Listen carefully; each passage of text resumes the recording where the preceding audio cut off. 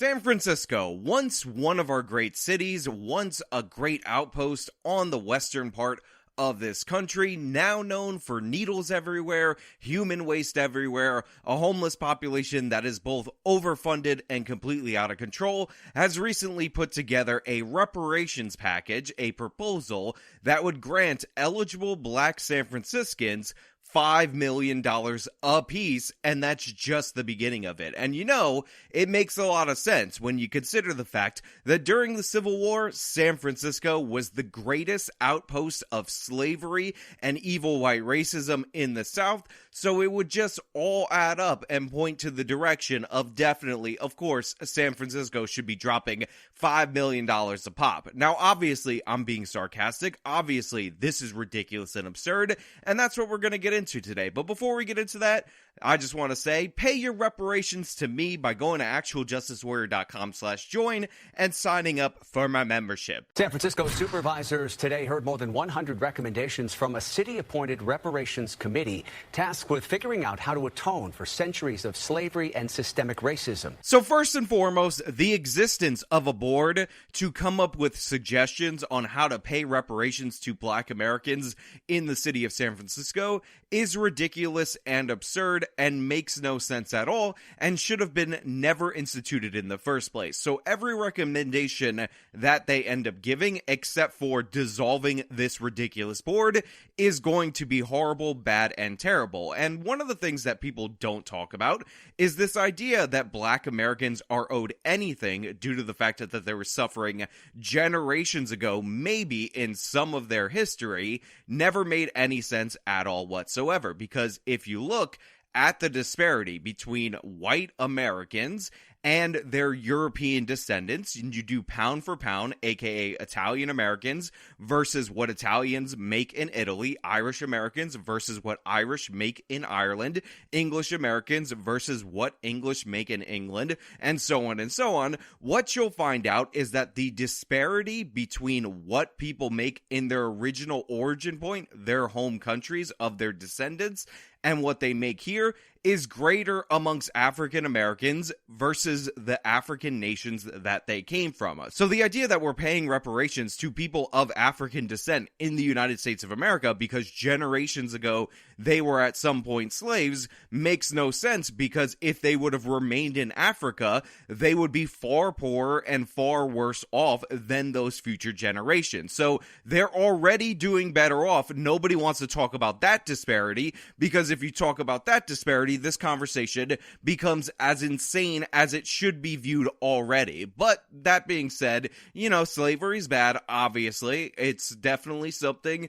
that is not good. I here in 2023 am saying that I'm against slavery in the United States of America. You're welcome for that, people. So maybe this proposal has some solid suggestions, solid points, solid arguments that we should all look into. And again, we're talking about a uniquely racist part of the Confederacy, San Francisco. I'm pretty sure San Francisco was the capital of the Confederacy. I'm not saying anything, but one time I saw a Confederate flag with a rainbow in it, and I'm pretty sure that's from southern San Francisco, because, you know, that's how that works. So let's hear the proposal, let's talk about it, and maybe they're going to convince me that this $5 million one-time payment plus way more is definitely going to be fitting. San Francisco is considering a reparations proposal that includes a $5 million lump sum payment for each eligible black person.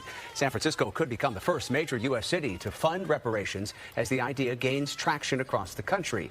Reparations advocates say the harms of slavery have continued since its official end in 1865. So the local news presents this without the outrage and scorn that it deserves, but I just want to point out that they cut to one of these like committee meetings or hearings or whatever, and there's 5 black people there. And among these 5 black people, you will be very surprised that they determined that black people, like themselves, of San Francisco, are actually entitled to $5 million apiece from the city of San Francisco. Isn't that weird how that works? They just voted to steal from all of you. But critics say reparations are flawed and financially unfeasible.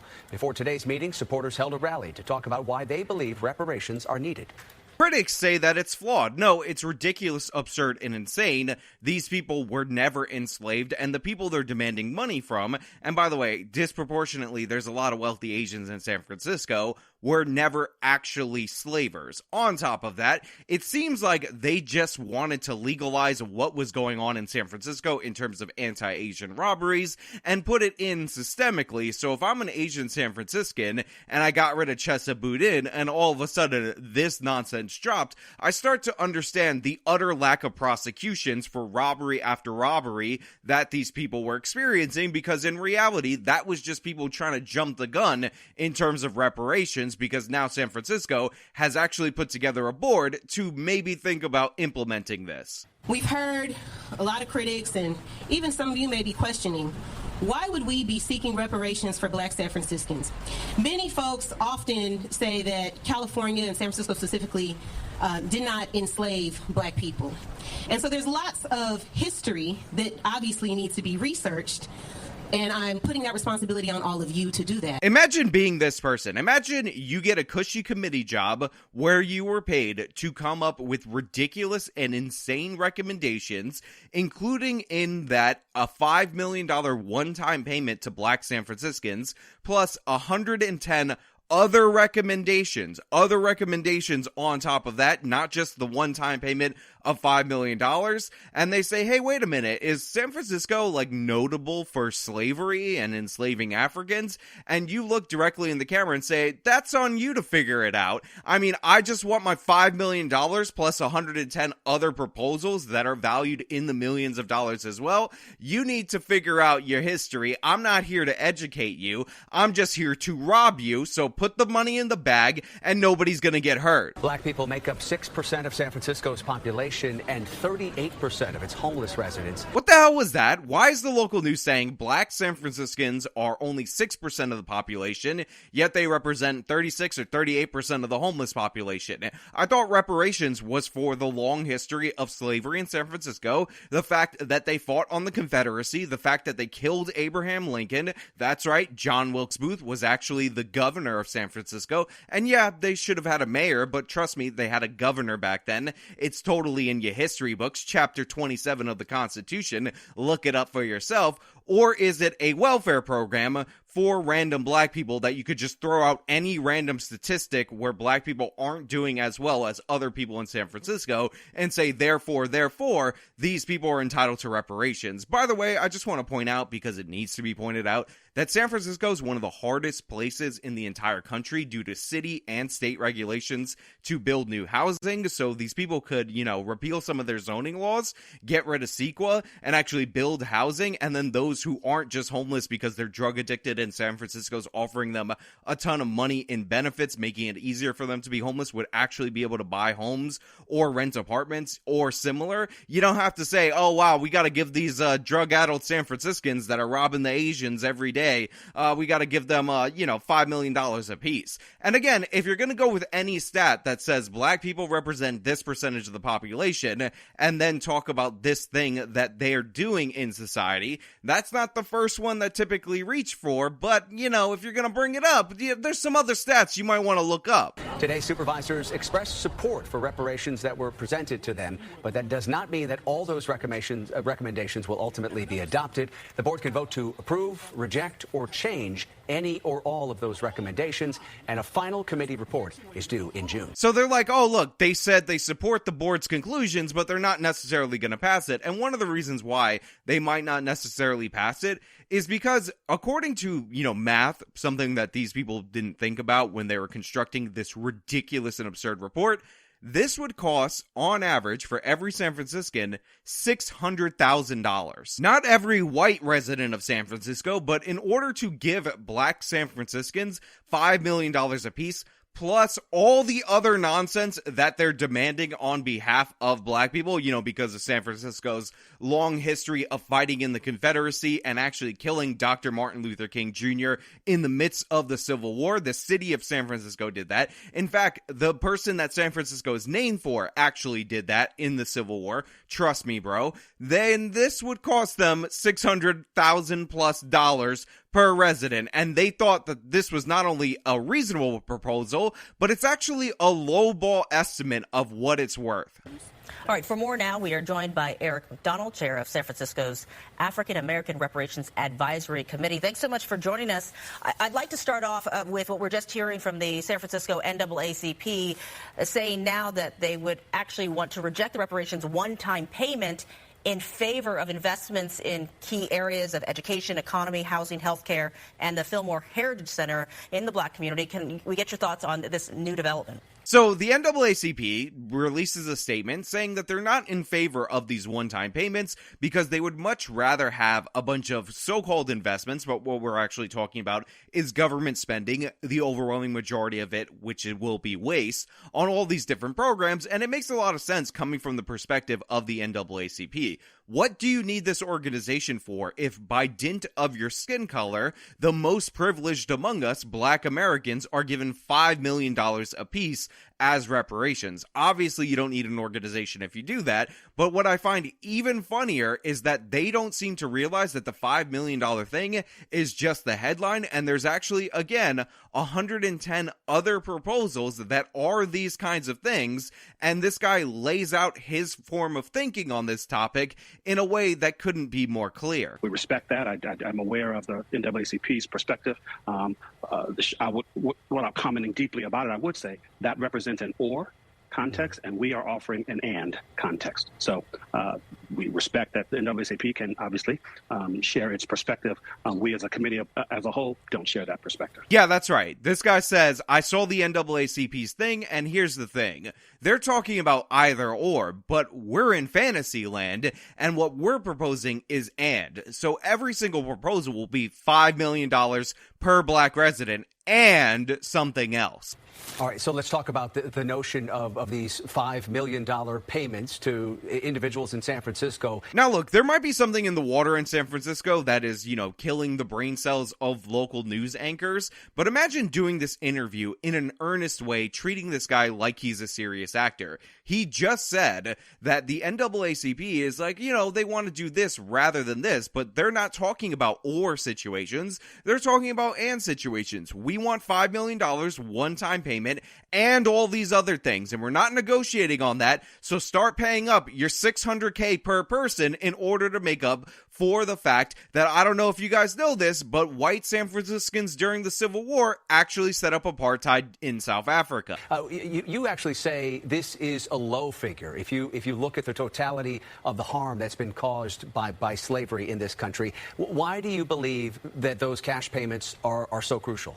Again, it's not a lowball figure. It's an outrageous figure. $1 is an outrageous figure, especially when you understand what I laid out earlier, which is the disparity between people of African descent in the United States of America and people in Africa, where these people came from genetically. I understand that they were born in the United States of America, the overwhelming majority of them, is far greater than the disparity between white people from whatever individual country their family hails from. Therefore, they benefit statistically the most from being in the United States of America. So they don't deserve anything in terms of reparations. That's ridiculous. Not to mention that none of these people were enslaved, and none of the people that they're demanding money from were in fact slavers. So it is not a lowball estimate. It is even more outrageous that he could say that. And again, what is wrong with the local news guy? How can you take this seriously? I would be laughing in this guy's face and taking him to school on all the points that I just brought up. In answering that question, let me just make clear. There are 111 recommendations in the report. While I'm happy to speak to this one, I want to make it really clear. It is but one of 111, and our intention is to ensure that Black San Franciscans who have experienced significant harm over the history of San Francisco have opportunities in education and in health and in policy and in economic empowerment. And so it seems as if many read the first section of economic empowerment and stopped. There are many. In terms of the $5 million, you cannot put a price on the cost of lives lost, properties lost, stress-induced health crises, the inability to create pathways to economic agency and achievement. You cannot put a price tag on that. And so, yes, therefore, my point of view is $5 million is an appropriate estimation. Stress? We're talking about stress. He just said $5 million is owed to Black San Franciscans for stress that wasn't even experienced by current Black San Franciscans. It was experienced maybe by the ancestors of current Black San Franciscans. And he wants $5 million for that stress. And he says that's a lowball estimate. That's reasonable. Oh, and also there's lost economic opportunities. Again, these people are of African descent. Go look at the people that are in the origin countries of their descendants and tell me who's better off economically, then tell me about lost economic opportunities. He also talked about health crises. You know, Black people are poor in health in comparison to white people in the United States. Go compare the average age of death or life expectancy, whatever you want to call it, in the United States of America versus the origin countries that we're talking about, and we'll talk about some health disparities. This idea is so ridiculous and absurd on every level, but again, he factored in stress experienced by his ancestors and valued that at $5 million. From my point of view is $5 million is an appropriate estimation. But again, the harm is actually priceless. But the harm is priceless. Let's just be clear about that.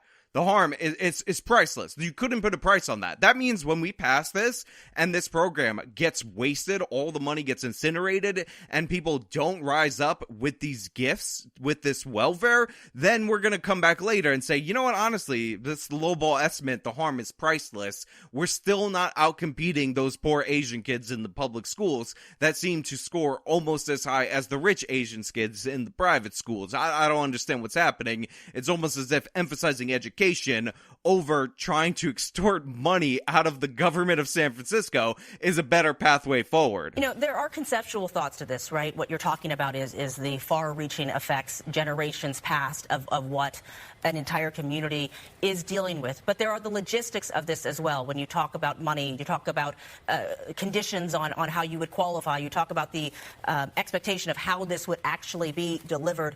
It's complicated. I mean, trying to imagine, one, how you afford it, how you do it, how you guarantee that this money is given to the people it's supposed to go to. How far down into those weeds are you? Or at this point, are you still saying, let's consider which one of these or how many of these 100-plus recommendations we can get behind, and then we'll figure out how to make it happen? Because in terms of a timeline of when this would actually come to some kind of reality, where are you in that space? Again, there must be a crazy amount of lead or radiation in the water of San Francisco, because this news anchor is like, well, there's lots of logistic issues, you know, like basic math. You know, the city of San Francisco can't afford to have every resident of San Francisco give $600,000 to Black Americans. And I'm just wondering if you thought about the logistics, or you just stopped on, I want $5 million, give Black people $5 billion. We'll work out the details later. Plus, we want a bunch of other features. Sure, thank you. First of all, it's important to be clear on what the charge of the task force is and what we hold. Our task is and has been to chronicle the harm, research and assess what that harm is, and then assign value to said harm. That was it. It's as if our role was to be an appraisal of the harm. It was not our role, is not our role. It is the role of the Board of Supervisors in the city to determine the path toward the enablement. That is not the task of the committee. So we expect. So he's just saying, oh, we went and we assessed just economically in a sensible way what the cost was. We just gave you the price of the house, and whether you underpay so we can complain in perpetuity, or you overpay, which is kind of what we're hoping, because $1 is an overpay. I mean, that's based on what the market will bear. But, you know, we just thought we should just document the harm and all of that. To interrupt really quickly, you didn't go into the saying, is this possible? You went into it saying, what do we think should be? This is the cost, right? So we said, here's the value of the house. Now, what the market will bear, whether the market will, in fact, overpay or underspend, that's part of what the market will have to figure itself out. And as I said to the Board of Supervisors just today in chambers, they own this house now. Now, I just want to point out that I did some Googling. I did some research on theinternet.com. I punched in median net worth for white Americans, ended up with this number for the household, which is about $189,000 as the median net worth for a family in the United States of America, if that family is white. And I just want to say that if you're making the case that evil white racists who are evil white and racist, and all these white people who just stood idle and benefited from the system of evil white racism, stole from black Americans, then how can you say that black Americans are entitled to $5 million apiece so that their individual net worth is minimum $5 million if the median family, the median white family, is only worth $189,000 according to this data from Forbes? Apparently, black people had more money stolen from them by white people than white people actually have in the United States of America, and that's what this guy's putting forward in just the one-time $5 million payment. But amongst these other proposals, the city of San Francisco is considering an idea to pay $5 million each to black residents as reparations for slavery.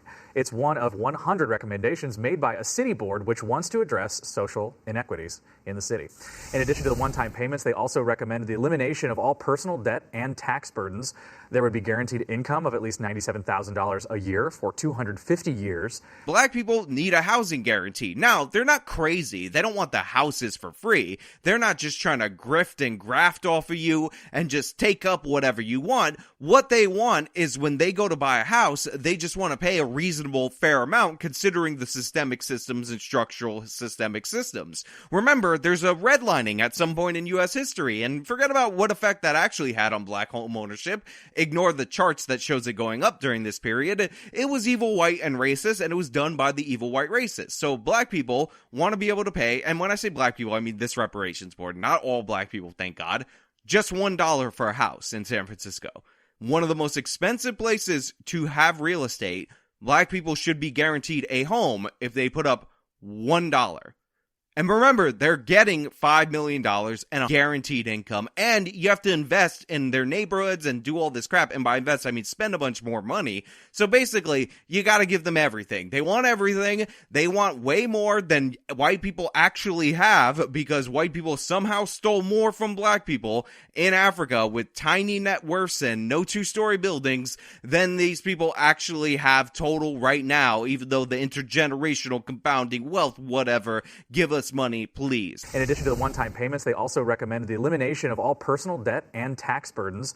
There would be guaranteed income of at least $97,000 a year for 250 years and homes for as little as $1. So yeah, black San Franciscans get all their debts wiped out. They get $1 mortgages. They get a guaranteed income of $97,000 a year for the next 250 years, meaning it goes throughout the generations. And yeah, just perfectly reasonable, right? It's totally sensible. Of the 50,000 black people who live in the city, it is not totally clear who would be eligible, but the group is focusing on descendants of both enslaved people and those incarcerated for drugs. Look, this is insane. This is absurd. And the idea that this was put forward as anything other than a joke proposal just shows you how far from grace we've drifted. And we may actually have to carve off San Francisco and shove it into the Bay. Maybe we got to do something about the Golden Gate Bridge, block it off until we figure out what's going on in there, contain the area, put it in a quarantine. Oh my God, I can't believe that this is an actual thing that was put forward.